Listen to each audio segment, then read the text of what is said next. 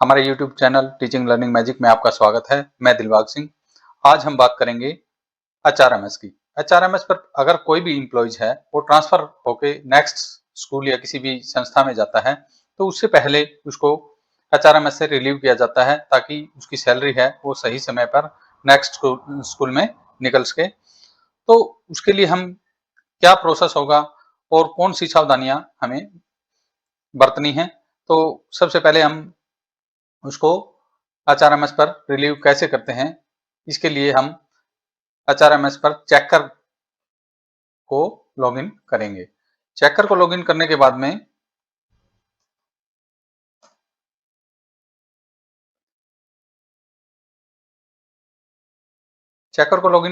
में ट्रांजैक्शन पे जाएंगे। ट्रांजैक्शन में उसके बाद में फ्यूचर ट्रांजैक्शन के बाद में फिर नेक्स्ट फ्यूचर ट्रांजैक्शन में जाने के बाद में फिर हम डेजिग्नेशन जैसे मैं जेवीटी टीचर को रिलीव कर रहा हूं तो टाइप सर्विस बुक और उसको सर्च करते हैं। सर्च करने के बाद में सभी एम्प्लॉइज हैं वो आपके सामने होंगे। तो मैं जिस एम्प्लॉय को रिलीव करना है उसको सिलेक्ट करता हूं। सिलेक्ट करने के बाद में उसकी प्रोफाइल है वो आपके सामने आ गई है। तो उसको सबसे पहले हम सावधानी क्या बरतनी है, अगर आप किसी भी कर्मचारी को HRMS पर रिलीव करते हो तो सबसे पहले उसको सर्विस वेरिफिकेशन करनी बहुत जरूरी है। जैसे मैं देख पा रहा हूं इस एम्प्लॉइज की सर्विस बुक वेरिफिकेशन है वो पूरी नहीं है, 1/1/2023 टू 31/12/2023। तो सबसे पहले हम क्या करेंगे कि इसकी सर्विस प्रोफाइल है वो पूरी करेंगे। तो हम जो ये ऐड का बटन दिखाई दे रहा है आपको उसमें हम ऐड करते हैं। ऐड करने के बाद में आपके सामने ये सरफेस जो आ रहा है उसकी जो डाटा है वो आपको फिल करना पड़ेगा। तो सबसे पहले हम डेट फ्रॉम कौन सी डेट से कौन सी डेट तक हमें इसकी सर्विस वेरिफिकेशन करनी है, तो इसकी है 31/12/2023। 31/12/2023 के बाद में हम 1/1/2024 करेंगे। तो इसको हम 1/1/2024 जिस डेट को ये एम्प्लॉय रिलीव हुआ है वो डेट डाल देते हैं। वो आफ्टरनून हुआ है, ये भी विशेष ध्यान रखना है कि फोरनून हुआ है या आफ्टरनून। तो हमने आफ्टरनून कर दिया है। फिर डिपार्टमेंट एजुकेशन आ गया है। फिर सिलेक्ट डिपार्टमेंट एस्टेब्लिशमेंट लेवल, तो ये स्कूल ऑफिस, और उसके बाद में सिलेक्ट एडिशनल चीफ सेक्रेटरी, ये इनमें एक एक ऑप्शन आएगा वो आप इनको क्लिक करते रहिए। उसके बाद में डिस्ट्रिक्ट एजुकेशन ऑफिस है वो सिलेक्ट कर लें। उसके बाद में ऑफिस, कौन सा ऑफिस है वो ऑफिस सिलेक्ट कर लें। तो इस तरह सभी हैं ऑप्शन वो फिल करते जाएं। फिर ग्रुप जैसे सी ग्रुप में है, और उसके बाद में फिर डेजिग्नेशन आ गया, और रूल आप, और मार्क्स में आप सर्विस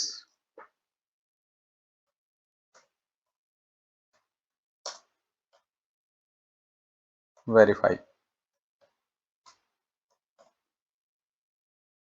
और उसके बाद में वेरीफाइड और सेव कर दें। तो रिकॉर्ड इंसर्टेड आ गया है तो ओके कर दें।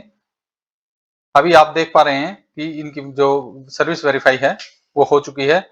उसके बाद में रिलीव करने के लिए जो आपको ऑप्शन दिखाई दे रहा है पोस्टिंग ट्रांसफर, तो पोस्टिंग ट्रांसफर पे हम क्लिक करेंगे। उसके बाद में हम ऐड का जो बटन दिखाई दे रहा है हरा, उस पर क्लिक करेंगे।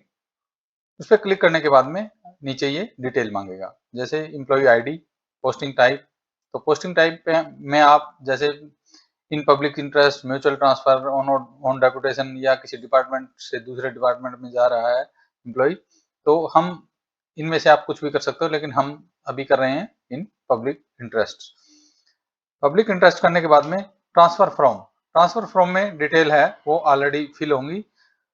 जिस स्कूल से जा रहा है तो उसकी डिटेल होंगी ये। फिर कहाँ जा रहा है, डिपार्टमेंट जैसे ये एजुकेशन में जा रहा है, एजुकेशन एलिमेंट्री करेंगे। फिर सिलेक्ट डिपार्टमेंट इस्टेब्लिशमेंट लेवल, इसमें हम करेंगे स्कूल ऑफिस। स्कूल ऑफिस में करने के बाद में हम आगे का प्रोसेस है वो एक एक ऑप्शन आता रहेगा। एडिशनल चीफ सेक्रेटरी, फिर हेड ऑफिस, हेड ऑफिस में भी एक ही ऑप्शन आएगा, doctor of elementary education office का। उसके बाद में कहाँ ट्रांसफर हुई है वो डिस्ट्रिक्ट, हम डिस्ट्रिक्ट ऑफिस सिलेक्ट करेंगे। उसके बाद में स्कूल, स्कूल में हम जहां गया है उस स्कूल को सिलेक्ट करेंगे। स्कूल सिलेक्ट करने के बाद में ऑफिस आ गया, इसमें हम ऑफिस को सिलेक्ट कर देते हैं। ऑफिस को सिलेक्ट करने के बाद में ये टीचर की डिटेल आ गई है सारी।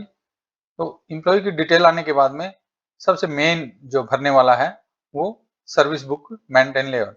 तो कहाँ सर्विस बुक मेंटेन होगी, तो इसमें हम स्कूल का नाम जिस स्कूल में गया है उसको सिलेक्ट कर लेते हैं और ACR भी वहीं मेंटेन होगी। उसके बाद में रिलीविंग डेट, मेन है कि रिलीविंग डेट क्या है वो आप सही से भरना है इसको, और फोरनून या आफ्टरनून। तो ये आफ्टरनून हुआ है या फोरनून, तो ये इम्प्लॉइज है वो आफ्टरनून रिलीव हुआ है तो हम इसको आफ्टरनून करेंगे। नेक्स्ट डे ज्वाइन किया है तो नेक्स्ट डे 6 तारीख को, तो हम नेक्स्ट डे इसको ज्वाइन कर देते हैं और फोरनून हुआ है। तो इसको खास विशेष ध्यान रखना है कि फोरनून और आफ्टरनून का आपको अच्छे से भरना है। उसके बाद में आता है LPC डेट। LPC डेट है वो क्या होती है, लास्ट पे, जहां लास्ट पे सर्टिफिकेट होता है, ये लास्ट पे सर्टिफिकेट में आप डेट डालोगे तो लास्ट पे सर्टिफिकेट का हम जिस तारीख को रिलीव हुआ है वो डालेंगे। फिर ऑर्डर नंबर, हम ऑर्डर जो निकाला गया है वो ऑर्डर नंबर उसके ऊपर लिखा हुआ होता है LPC के ऊपर, वो आप इसमें फिल करोगे। और वो ऑर्डर डेट कौन सी है वो आपको डालनी पड़ेगी। फिर ऑर्डर्ड बाय किसके द्वारा, वो DDO के द्वारा होता है, तो वो DDO वेरीफाई करता होता है। तो इसमें ऑर्डर्ड बाय DDO का नाम, जो नाम और स्कूल नेम आ जाएगा। फिर रिमार्क्स आप कुछ अगर डालना चाहते हो तो वो डाल सकते हैं। उसके बाद में loan reduction done by this office, तो यस नो का ऑप्शन आएगा, आप कर दी हैं तो यस और नहीं तो नो करेंगे। उसके बाद में other deduction done by this office, other deduction भी कर दी हैं या नहीं कर दी हैं तो वो आपको यहाँ यस नो में ऑप्शन क्लिक करके और उसके बाद में सेव कर देंगे। तो इस प्रकार एम्प्लॉइज की सर्विस बुक वेरीफाई और उसकी रिलीविंग स्कूल से कैसे की जाएगी हमने आपको सही से क्रम वाइज बताया है। तो इस प्रकार आप वीडियो को फॉलो करते हुए इस रिलीविंग कर सकते हैं। तो कैसा लगा हमारा वीडियो कमेंट्स जरूर करें। किसी भी प्रकार की कोई भी क्यूरी है आपके तो आप कमेंट बॉक्स में हमें बताएंगे और हम आपका जवाब जरूर देंगे। Thank you.